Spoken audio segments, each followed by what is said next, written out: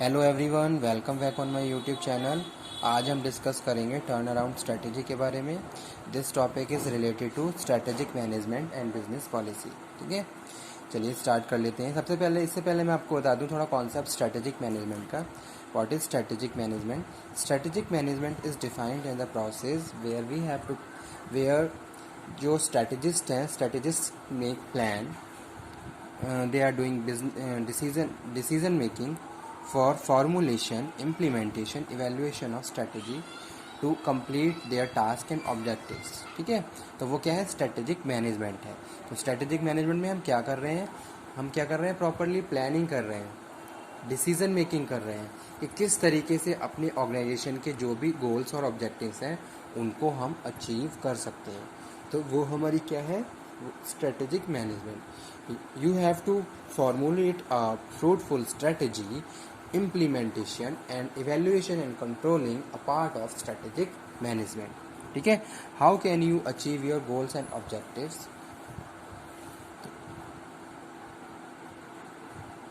That is strategic management.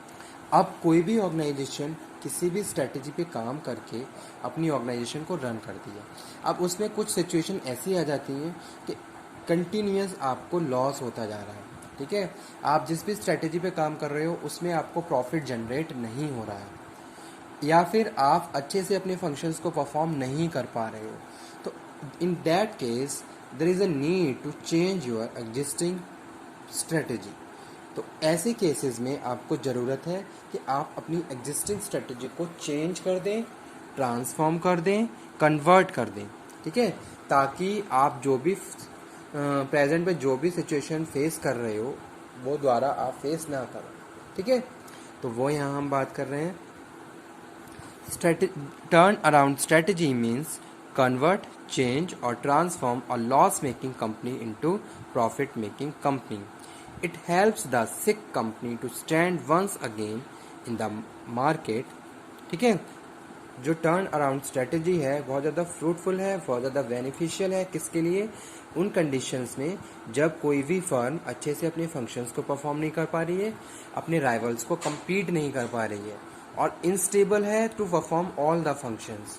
ठीक है, तो इस ऐसे केसेस में ज़रूरत है कि वो ऑर्गेनाइजेशन एक टर्न अराउंड स्ट्रेटजी को अप्लाई करे और अपनी जो भी करंट सिचुएशन है उसको कन्वर्ट करके, जैसे सपोज प्रेजेंट में लॉस हो रहा है तो उसको प्रॉफिट में कन्वर्ट कर दे। ठीक है,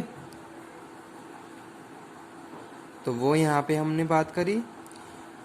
it tries to reverse the position from sales to increasing sales, declining sales to increasing sales, weaknesses to strength and instability to stability. ठीक है, अब डिक्लाइनिंग सेल्स से इंक्रीजिंग सेल्स में हम कैसे बढ़ेंगे? जब हमने अपने करंट प्लान को थोड़ा चेंज कर दिया। अगर हम करंट प्लान के हिसाब से अच्छे से परफॉर्म नहीं कर पा रहे, अपने ऑब्जेक्टिव्स को, अपने टारगेट्स को अचीव नहीं कर पा रहे हैं, तो वहाँ पे हमें ज़रूरत है कि हम उस प्लान को चेंज कर दें। ठीक है, प्रेजेंट के हिसाब से जो भी फैक्टर्स हैं उनको कंसीडर करें और उसके हिसाब से स्ट्रेटजी को फॉर्मुलेट करें। तो वो चीज़ यहाँ पे हम बात कर रहे हैं कि अगर किसी भी तरीके से अगर हमारा कोई प्रोडक्ट मार्केट में है और उसकी डिमांड नहीं है, तो उस केस में आपको कुछ चेंजेस करने होंगे अपनी पॉलिसी में, अपनी स्ट्रेटजी में और अपने जो भी प्रोडक्ट है उसमें। तब जाके आप मार्केट से डिमांड क्रिएट कर सकते हो और अपने कस्टमर को सेटिस्फाई कर सकते हो। ठीक है, तो यानी कि आपकी जो सेल बढ़ेगी वो भी तब बढ़ेगी जब आपने अपनी स्ट्रेटजी को चेंज किया। यानी कि डिक्लाइनिंग सेल्स से इंक्रीजिंग सेल्स में आप जब पहुंचोगे जब आपने एग्जिस्टिंग पॉलिसी स्ट्रेटजी में चेंजेस किए हैं। ठीक है, इंस्टेबिलिटी टू स्टेबिलिटी। अगर आप इंस्टेबल हैं to perform various function of the organization, तो अगर आप उस टाइम क्या करोगे? प्रॉपर एलोकेशन करोगे। एक यानी कि सिंपली अगर मैं आपको बता दूं कि आप स्ट्रेटजी को चेंज कर दोगे और तब आप स्टेबिलिटी के साथ सारी चीज़ों को प्रॉपरली परफॉर्म कर सकते हो, सारे फंक्शंस परफॉर्म कर सकते हो। ठीक है, और वीकनेसेस टू स्ट्रेंथ, जो भी आपकी वीकनेसेस हैं वो स्ट्रेंथ में कन्वर्ट हो जाएं, उसके लिए आप क्या है? टर्न अराउंड स्ट्रेटजी को फॉलो करोगे। ठीक है, अब कुछ इंडिकेटर्स दिए गए हैं जो हम बात कर लेते हैं कि कब किस तरीके से ये इंडिकेटर्स हमें बताते हैं कि हाँ हमें टर्न अराउंड स्ट्रेटजी की नीड है। तो स्टार्ट कर लेते हैं। पहला है poor management. If your management is poor, in that case you can't achieve your goals. you can't perform any functions of the organization because everything is depend on management.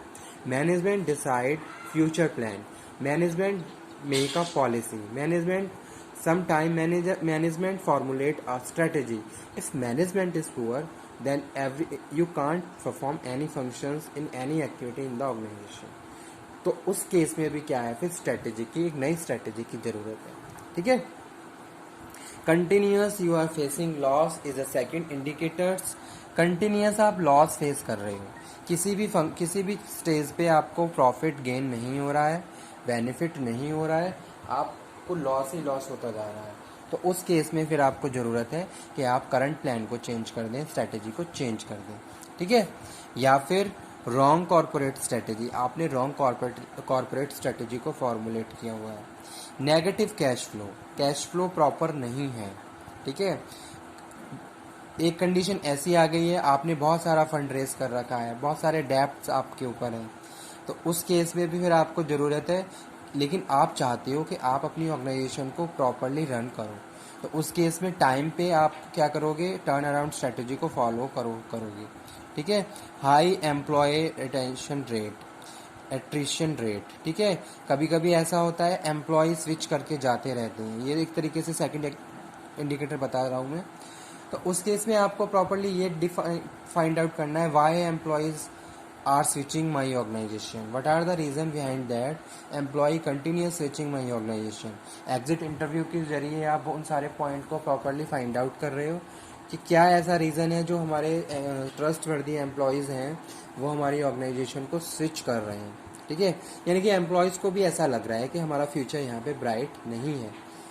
इस तरीके की कंडीशन जब किसी भी ऑर्गेनाइजेशन में आती है तो फिर वहाँ पे ज़रूरत होती है कि एक नया प्लान, एक नया प्रोसीजर, एक नई स्ट्रेटजी वहाँ पे अप्लाई की जाए. ठीक है. Poor quality of functional management. Poor quality है, कोई भी फंक्शंस प्रॉपरली परफॉर्म नहीं हो रहे हैं. ठीक है. और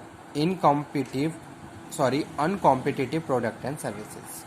आपके प्रोडक्ट और सर्विसेज प्रॉपर नहीं हैं, आपके प्रोडक्ट मार्केट में कंपटीशन को फेस नहीं कर पा रहे हैं, तो ज़रूरत है आपके प्रोडक्ट में इनोवेशन और चेंजेस की, ताकि मार्केट में आपका प्रोडक्ट लॉन्ग टाइम तक सस्टेन रहे, एकदम से डिक्लाइनिंग स्टेज पे ना जाए.